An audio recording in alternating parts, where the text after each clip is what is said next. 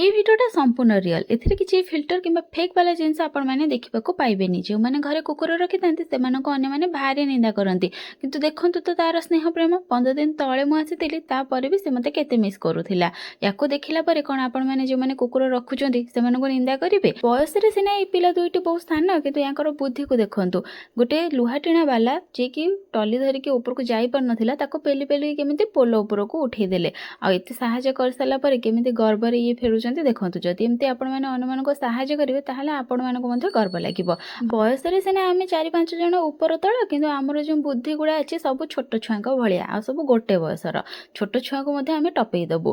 ଆଜି ଆପଣଙ୍କ ପିଲାଦିନର ସ୍ମୃତି ଚାଲନ୍ତୁ ମୁଁ ତାଜା କରୁଛି। ଯଦି ଆପଣମାନେ ଗାଉଁଲି ଆଉ ଗଭର୍ଣ୍ଣମେଣ୍ଟ ସ୍କୁଲରେ ପଢ଼ୁଥିଲେ ତାହେଲେ এই କଥାକୁ ନିହାତି ରିଲେଟ୍ କରିପାରିବେ। ଛୋଟବେଳେ ଆପଣମାନେ କଇଁଆ ତ ଖାଇଥିବେ, ତ ଆଜି ଆମେ ଯାଇଥିଲୁ ସବୁ ସାଙ୍ଗ ହେଇକି କଇଁଆ ତୋଳିବାକୁ। ଡାଳ ଟାଣି ଅନ୍ୟମାନଙ୍କ ଠାରୁ ମାଗିକି ଆଣିକି କିଛି କଇଁଆ ପାରିଥିଲୁ, ଆଉ ସେ ସବୁ କଇଁଆ ଧରିକି ଘରକୁ ଆସିଥିଲୁ। ଏଥିରୁ ତ କିଛି କଇଁଆ ଖାଇଲେ ଦାନ୍ତ ଖଟା ହେଇଯିବ, ତାପରେ ବି ଲୋଭ ଦେଖନ୍ତୁ କେତେ ସାରା କଇଁଆ ପର ଗାଁରୁ ଯାଇକି ଆଣିଥିଲୁ।